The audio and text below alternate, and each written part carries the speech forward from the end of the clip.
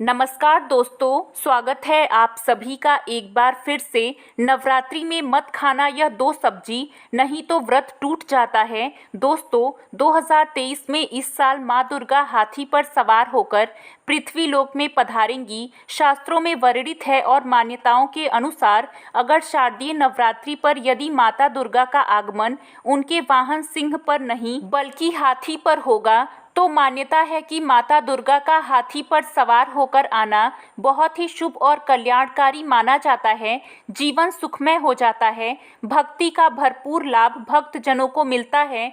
15 अक्टूबर 2023 दिन रविवार को शारदीय नवरात्रि का पावन पर्व शुरू होने जा रहा है और इसका समापन 23 अक्टूबर दिन सोमवार को होगा। दोस्तों, इस बार नवरात्रि पूरे 9 दिनों तक मनाई जाएगी। ना एक भी दिन कम ना ज्यादा, पूरे 9 दिनों तक मनाई जाएगी। माता दुर्गा की विशेष रूप से पूजा आराधना की जाएगी। शारदीय नवरात्रि का महापर्व इस बार 2023 में 15 अक्टूबर दिन रविवार से शुरू होकर 23 अक्टूबर सोमवार के दिन समाप्त होंगे। ऐसे में शारदीय नवरात्रि पर माता दुर्गा की कृपा पाने के लिए कलश स्थापना का शुभ मुहूर्त है।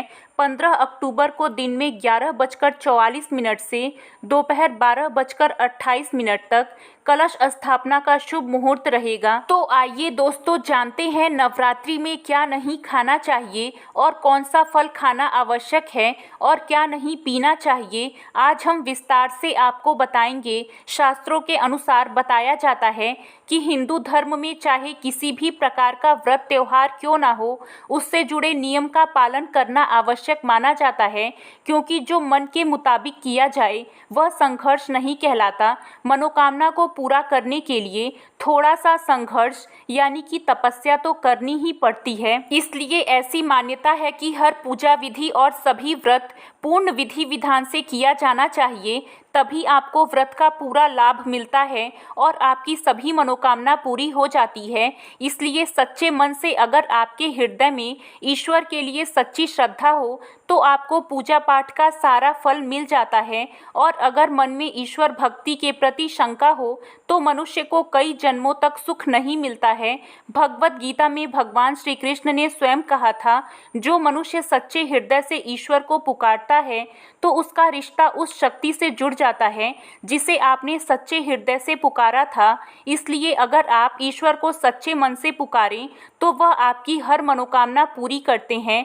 दोस्तों, अब हम जानते हैं नवरात्रि के दौरान क्या खाना चाहिए और क्या नहीं खाना चाहिए और कौन सा फल खाने से व्रत संपूर्ण हो जाता है। लेकिन आगे बढ़ने से पहले अगर अभी तक आपने वीडियो को लाइक नहीं किया है तो वीडियो को लाइक करके चैनल को सब्सक्राइब ज़रूर करिएगा। नवरात्रि के दिनों में फल ज़रूर खाना चाहिए। शास्त्रों के अनुसार भगवान के भोग में सेब आदि ज़रूर अर्पित करना चाहिए। अगर आपका व्रत है तो आपको सेब ज़रूर खाना चाहिए।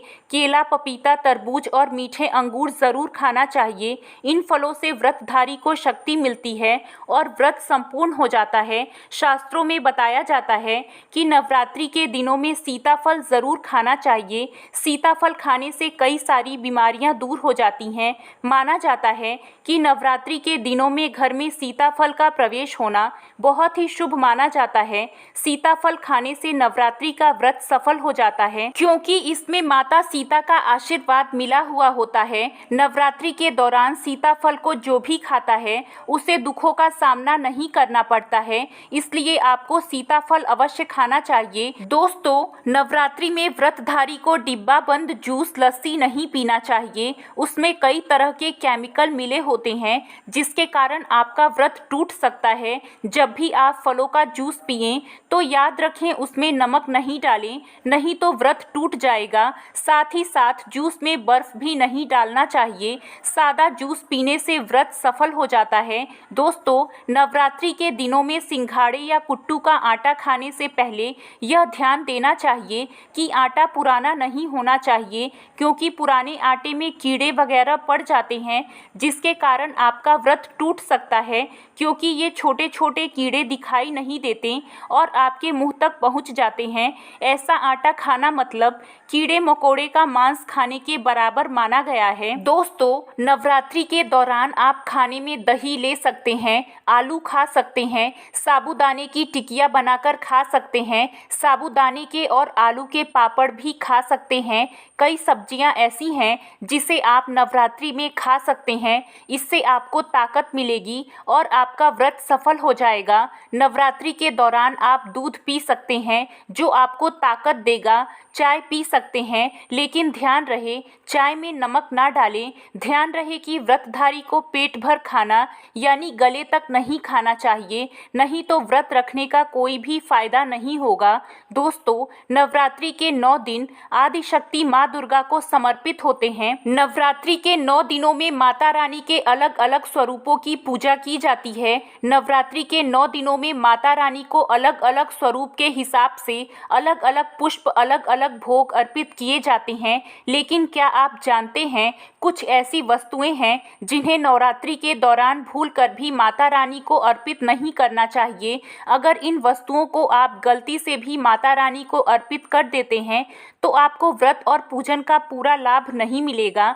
इसलिए माता रानी की कृपा प्राप्त करने के लिए आपको यह जानना अति आवश्यक है कि वो कौन सी वस्तु है जो माता रानी के पूजन में भूलकर भी इस्तेमाल नहीं करना चाहिए। तो आइए जानते हैं। नंबर 1, नवरात्रि के दौरान शादीशुदा महिलाओं को सफ़ेद कपड़े पहनकर पूजा पाठ नहीं करना चाहिए।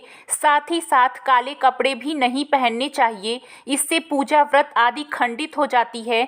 माता की चौकी जब आप लगाएं तो उसके नीचे कागज नहीं लगाना चाहिए। माता की चौकी हमेशा लाल कपड़ा बिछाकर ही बनाना चाहिए। हमेशा याद रखें, नवरात्रि के इन 9 दिनों तक व्रतधारी को अपना आसन माँ की चौकी के आगे ही लगाना चाहिए और वहीं पर आपको सोना चाहिए। मंदिर को नवरात्रि के दौरान अकेला नहीं छोड़ा जाता है। ये बहुत ही अशुभ माना जाता है। इससे दुर्गा माता नाराज हो जाती हैं और हमेशा के लिए चली जाती हैं। नंबर 2, नारियल। हिंदू धर्म में नारियल को समृद्धि, धन संपदा और सम्मान का सूचक माना जाता है। नारियल को श्रीफल भी कहा जाता है। नारियल को सुख समृद्धि में वृद्धि करने वाला माना गया है। नारियल का हर मांगलिक कार्यों में विशेष महत्व होता है। माता रानी के पूजन में नारियल का इस्तेमाल हम सभी करते हैं। खासकर कलश की स्थापना नारियल रखकर ही की जाती है। माता रानी के पूजन में हम नारियल इस्तेमाल करते समय कुछ गलतियां कर बैठते हैं। दोस्तों, नारियल कई प्रकार के होते हैं, एक हरा और दूसरा सूखा। जिस नारियल के अंदर पानी होता है, माता रानी के पूजन में सदैव पानी वाला और जटा वाला नारियल ही इस्तेमाल करें। नारियल पूर्ण होना चाहिए। नारियल चटका हुआ या टूटा हुआ नहीं होना चाहिए, क्योंकि साबुत नारियल ही पूर्ण और पवित्रता का प्रतीक होता है। साबुत नारियल ही सुख समृद्धि का प्रतीक होता है। साबुत नारियल को ही श्रीफल यानी कि माँ लक्ष्मी का फल कहा जाता है। नवरात्रि में माता रानी के कलश की स्थापना करते समय जटा वाला यानी पानी वाला नारियल ही कलश पर स्थापित करना चाहिए। साथ ही यह ध्यान रखना चाहिए कि नारियल को सदैव कलश के ऊपर लेटा करके रखना चाहिए। घट स्थापना करते समय कभी भी नारियल को खड़ा करके नहीं रखना चाहिए। नारियल को लेटाकर कलश के ऊपर रखा जाता है। साथ ही नारियल को स्थापित करने से पहले आप नारियल को लाल कपड़े में लपेटकर उस पर तिलक करके और फिर लाल चुनरी ओढ़ाकर आप नारियल को कलश के ऊपर स्थापित करें। शास्त्रों के अनुसार कलश के ऊपर जब सही तरीके से नारियल रखा जाता है और सही प्रकार का नारियल रखा जाता है, तभी व्रत और पूजन का पूर्ण फल प्राप्त होता है। ये भी ध्यान रहे कि महिलाएं माता रानी को नारियल अर्पित तो कर सकती हैं, लेकिन कभी भी माता रानी के सामने भूलकर भी नारियल को ना तोड़ें, क्योंकि नारियल बीज रूप होता है और स्त्रियां बीज रूप से ही शिशु को जन्म देती हैं। इसलिए कभी भी महिलाओं को नारियल नहीं तोड़ना चाहिए। नंबर 3, लौंग। लौंग हम सभी माता रानी के पूजन में इस्तेमाल करते हैं, लेकिन लौंग का इस्तेमाल करते समय एक एक बहुत बड़ी गलती कर बैठते हैं। हमेशा ध्यान रखना चाहिए कि माता रानी को सदैव फूल वाली लौंग ही अर्पित करनी चाहिए। जिस लौंग के ऊपर फूल नहीं होता है या फिर जिस लौंग के पीछे लकड़ी की डंडी नहीं होती है, उसको आप माता रानी के पूजन में भूल कर भी इस्तेमाल ना करें। फूल वाले लौंग को ही पूर्ण माना जाता है और माता रानी के पूजन में कोई भी अपूर्ण वस्तु, कोई भी खराब वस्तु या टूटे हुए अक्षत इस्तेमाल नहीं करना चाहिए। इसलिए हमेशा माता रानी के पूजन में फूल वाले लौंग का ही इस्तेमाल करें। नंबर 4, माता रानी के पूजन में तुलसी के पत्ते अर्पित नहीं करने चाहिए। माता दुर्गा की पूजा में तुलसी पत्र का इस्तेमाल करना वर्जित माना गया है। तुलसी पत्र के अलावा आंवला भी माता रानी को अर्पित नहीं करना चाहिए और दूबा भी माता रानी को अर्पित नहीं करना चाहिए।